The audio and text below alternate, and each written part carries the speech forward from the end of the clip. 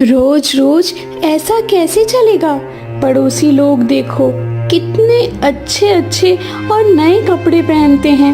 हर त्योहार पर कुछ नया होता है उनके पास, और हम तो सालों से वही पुराने फटे पुराने कपड़े पहने जा रहे हैं। कपड़ों की तो बात छोड़ो, हमारे पास तो पेट भरने को भी ठीक से खाना नहीं है। सुबह से भूख लगी है और घर में एक दाना तक नहीं है। सोचती हूँ कब हमारे भी अच्छे दिन आएंगे। आएंगे, हाँ भगवान, जरूर आएंगे।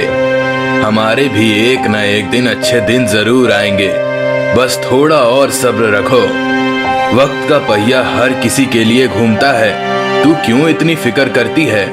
जब तक मैं हूं ना, तुझे किसी बात की चिंता करने की जरूरत नहीं। हालात चाहे जैसे भी हो, मैं तुझे और अपने इस घर को कभी टूटने नहीं दूंगा।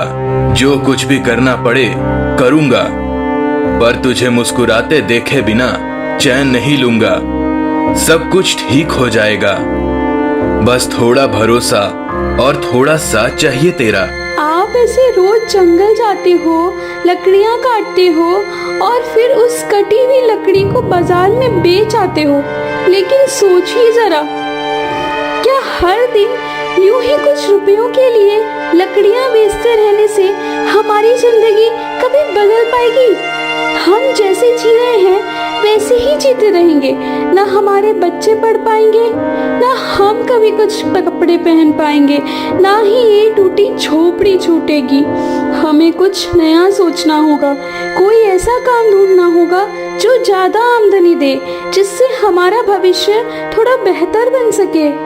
मैं लकड़ी काटने के अलावा और कोई काम भी तो नहीं कर सकता।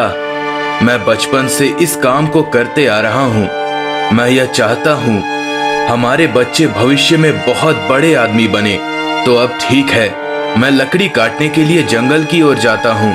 सेनापति, अब समय आ गया है कि हम अपनी राजकुमारी के विवाह के विषय में गंभीरता से विचार करें। वह बड़ी हो चुकी है, समझदार, सुशील और राज्य के कर्तव्यों में निपुण। मुझे उसके लिए ऐसा वर चाहिए जो न केवल शारीरिक रूप से बलवान हो, बल्कि मन से भी ईमानदार और निष्ठावान हो। ऐसा युवक जो न सिर्फ राजकुमारी का जीवन साथी बने, बल्कि भावी राजा के रूप में राज्य की भी जिम्मेदारी निभा सके। सेनापति, क्या तुम मेरी शिक्षा को पूरा करने योग्य कोई योग्य वर खोज सकते हो? हाँ महाराज, जैसी आपकी आज्ञा। आपने बिल्कुल सत्य कहा। अब समय आ गया है कि राजकुमारी के विवाह के विषय में गंभीरता से विचार किया जाए। वह अब विवाह योग्य हो चुकी है, किंतु समस्या यह है कि उनके योग्य कोई वीर, बुद्धिमान और सच्चरित्र युवक अभी तक सामने नहीं आया। हमें ऐसा वर चाहिए जो केवल राजकुमारी के लिए उपयुक्त ही ना हो, बल्कि जो हमारे पूरे राज्य के सम्मान और भविष्य की रक्षा भी कर सके। शायद वह रत्न हमारे राज्य में ही किसी कोने में छिपा हुआ हो। आवश्यकता है तो बस उसे खोज निकालने की। हाँ सेनापति, तुम जाओ और गांव में उस युवक को ढूंढो, लेकिन केवल उसे ढूंढना ही काफी नहीं होगा। मैं चाहता हूं कि तुम उसकी परीक्षा लो। किसी भी युवक को राजकुमारी के योग्य नहीं कहा जा सकता जब तक वह ईमानदार, बलवान और बुद्धिमान ना हो। उसकी सच्चाई और साहस को परखने के लिए कोई ऐसा उपाय ढूंढो जिससे हम निश्चित हो सके कि वह वास्तव में योग्य है। मैं चाहता हूं कि मेरी बेटी का जीवन एक ऐसे इंसान के साथ जुड़े जो न केवल शारीरिक रूप से सक्षम हो, बल्कि अपने विचारों में भी स्पष्ट, समझदार और निष्ठावान हो। कैसे परखना है उसे, वह हम पर छोड़ दीजिए महाराज। मैं ऐसा षड्यंत्र रचूंगा कि वह उससे बच नहीं पाएगा। मैं उसकी ईमानदारी परख के ही रहूंगा। तो ठीक है महाराज, मैं गांव की ओर जाता हूँ। माँ, क्या हुआ? क्यों पिताजी अभी तक नहीं आए? मुझे तो डर लगने लगा है। कि पिताजी को कुछ हो तो नहीं गया।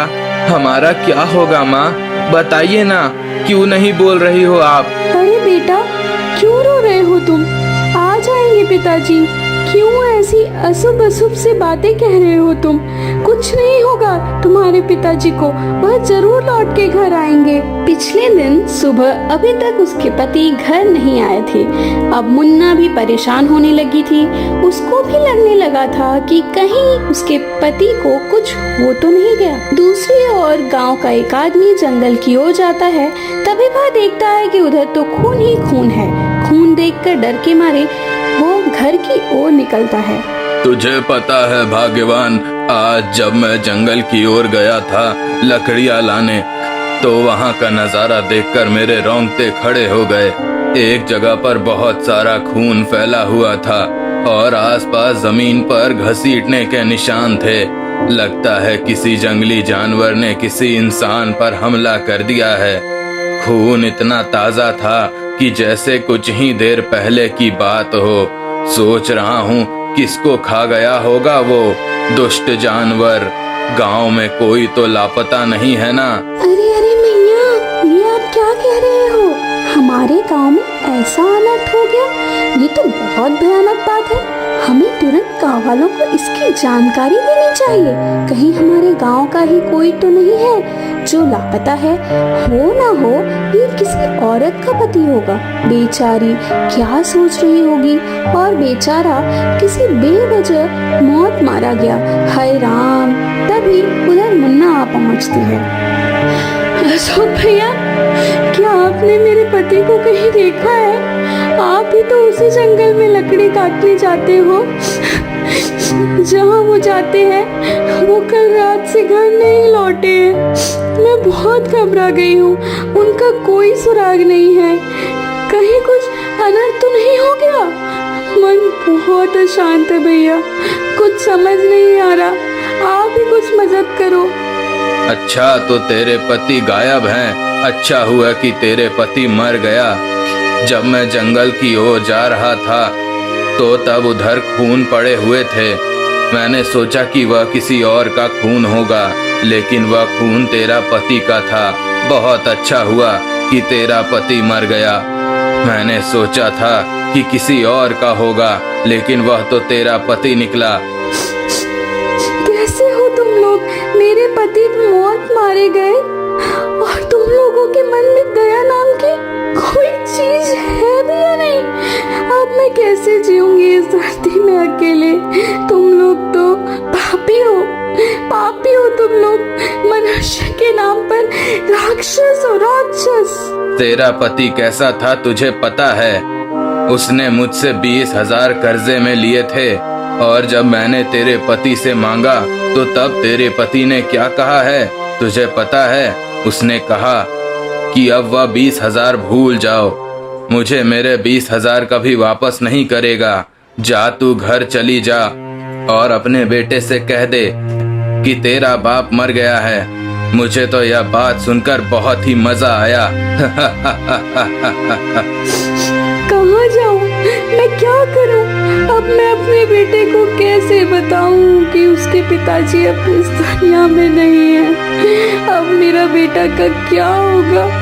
हमारी जिंदगी कैसे कटेगी? माँ, क्या हुआ माँ?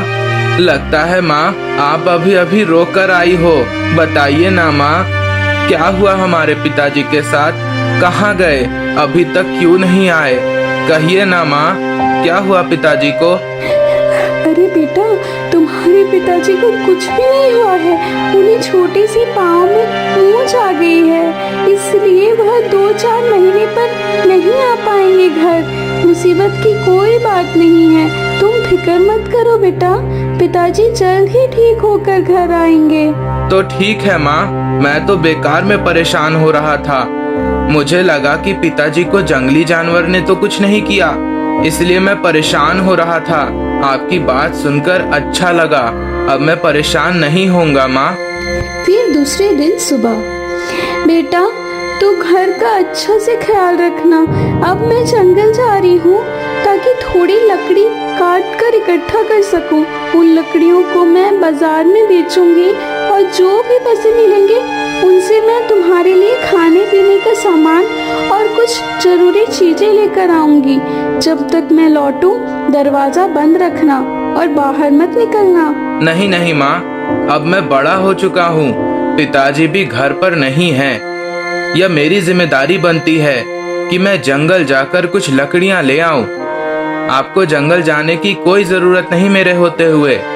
मैं हूं ना माँ, मैं जंगल जाकर लकड़ियाँ ले आऊंगा। आप घर पर ही रहना और मेरे लिए खाना बनाकर रखना। ऐसा कहकर मुन्ना का बेटा बाप की तरह अपना जिम्मेवारी निभाने के लिए लकड़ी ढूंढने के लिए जंगल की ओर निकलता है। कैसे बताऊं इसे कि इसके पिताजी अब संसार में नहीं रहे। यह भी जंगल की ओर लकड़ी ढूंढने के लिए गया है। कहीं इसे भी पिताजी की तरह कोई जंगली जानवर हमला न कर दे। हे भगवान, क्या करूं मैं? अरे बेटा, कहाँ जा रहे हो? तुम इतने छोटे से नन्हे हो और इतने घंघोर जंगल में। तुम्हें पता भी है या नहीं, इस जंगल में कितने बड़े बड़े जानवर रहते हैं। अगर तुम उनके हाथ लग गए तो तुम भी अपने पिता की तरह वे मौत मारे जाओगे। क्या कह रहे हो आप? मेरे पिताजी को कुछ भी नहीं हुआ है, वह जिंदा हैं। आप कह रहे हो कि वह मर गए, लेकिन माँ ने मुझे कहा था कि उनके पाँव में छोटी सी मोच आ गई है, इसलिए वह 2-4 महीने घर नहीं आ पाएंगे। अरे तेरी माँ तुझे सच सच नहीं बता रही, तू विश्वास नहीं करेगा, लेकिन तेरा बाप मर चुका है। नहीं तो जा जाकर पूछ अपनी माँ से, अगर मेरे बातों में विश्वास नहीं करता। क्या हुआ? क्यों इतनी देर लगा दी गांव से वापस आने में? क्या तुम्हें कोई युवक मिला जो हमारे राजकुमारी के साथ शादी कर सके, या तुम ऐसे ही गांव जाकर आए हो? कैसा दिखता है हमारी राजकुमारी का होने वाला पति? अरे महाराज, आप भी क्या कोई इतनी जल्दी राजकुमारी के लिए लड़का ढूंढ सकेगा? मैंने सारे बंदोबस्त कर दिया है, अब बस मछली जाल पर फंसना बाकी है। देखते जाइए और क्या होता है। अरे सेनापति, तुम क्या कहते हो? मुझे कुछ समझ में नहीं आता। फिर भी मैं देखता हूँ कौन सा मछली, कैसा जाल। समय ही बताया कि तुम क्या करके आए हो सेनापति। मैं उसी पल के इंतजार में हूँ। माँ, क्या आप मुझसे कोई बात छुपा रही हो? जब मैं जंगल पहुंचा लकड़ी काटने के लिए, तभी मुझे अशोक काका ने कहा कि मेरे पिताजी को जंगल में कोई जंगली जानवर ने मार दिया है और मैं भी उस जंगल में लकड़ी काटने के लिए ना जाऊं। क्या यह बात सच है माँ? नहीं बेटा, यह बात सच नहीं है। तुम्हारे पिताजी को कुछ भी नहीं हुआ है, वह सही सलामत है। अशोक काका हमारे दुश्मन हैं, इसलिए वह हमारे बारे में उल्टा पुल्टा बात करते रहते हैं। तुम उनकी बातों में ना आओ, तुम उनकी बातों पर विश्वास मत करो बेटा। दूसरी ओर मोना का बेटा उस घनघोर जंगल में चलता रहता है। तभी उसे दिखाई देती है कि उधर उसके सामने एक सोने की कुल्हाड़ी है। वो सोने की कुल्हाड़ी को देखकर दंग रह जाता है। दूसरी ओर अशोक भी यह सब देख रहा होता है। अशोक को सोने की कुल्हाड़ी को अपना बनाना चाहता था। तभी मुन्ना का बेटा उधर से निकलता है। माँ, क्या हुआ आपको पता है?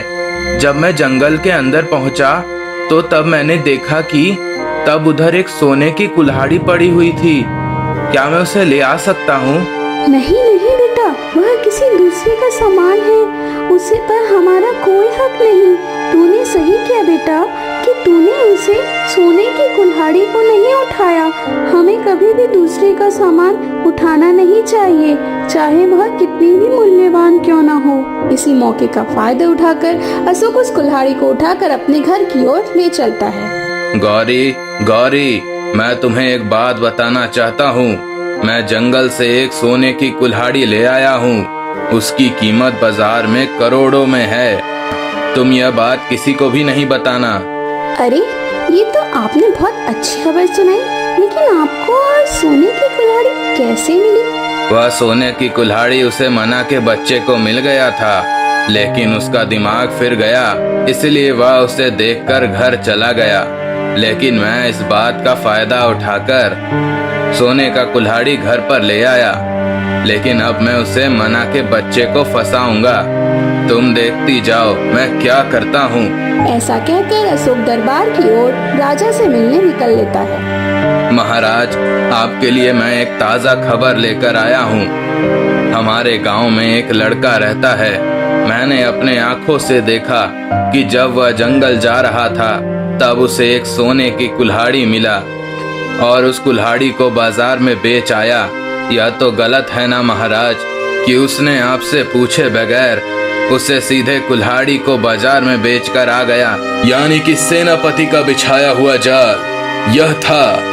अब मछली भी फंस चुकी है और युवक, अब तुम राजा बन चुके हो। तो सोने का कुल्हाड़ी हमारे सेनापति ने जंगल में रखा था। तुम उस परीक्षा में पास हो गए, यानी कि अब तुम्हारी विवाह हमारी राजकुमारी के साथ होगी। हाँ महाराज, आपने सही कहा। मैंने बिछाया हुआ जाल मैं परखना चाहता था कि इस समय में भी ईमानदारिता है भी या नहीं। लेकिन युवक, तुम में तो ईमानदारी कूट कूट कर भरा है। अब तुम ही हमारे राजकुमारी के वर बनोगे।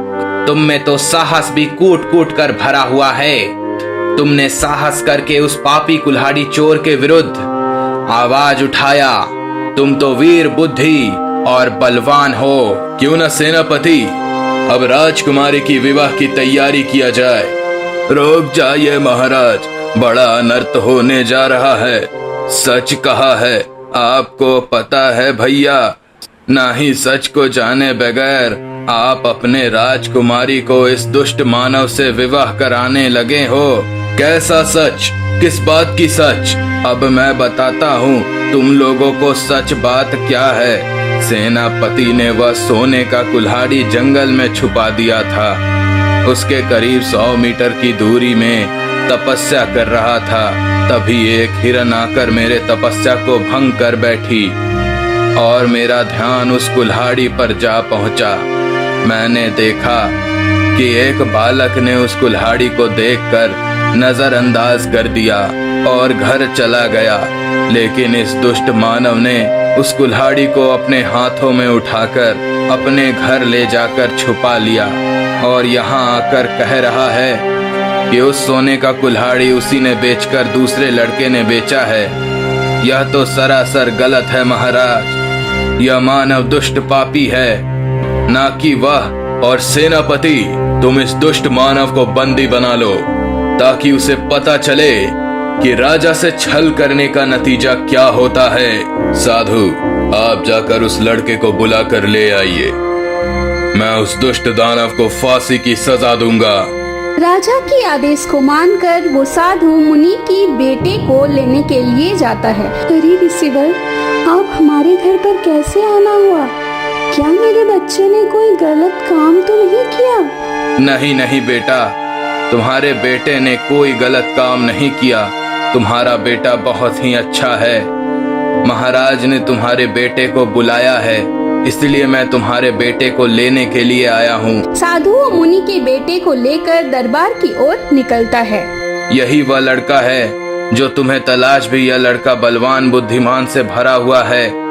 यही तुम्हारी राजकुमारी के लिए बहुत ही अच्छा है। इसके पिताजी जंगल में लकड़ियां काटते वक्त जंगली जानवर के शिकार हो गए। हाँ साधु जी, आपने सही कहा। हमें ऐसा ही लड़के का तलाश था। अगर आज आप नहीं होते तो अनहोनी हो जाता। आपकी वजह से बड़ी अनहोनी होने से बच गए। दूसरी ओर मुन्ना के बेटे खुश भी थे और दुख भी थे। खुश इस बात का था कि वह इस राज्य का राजा बन जाएगा और अपनी माँ की अच्छे से ख्याल रख पाएगा।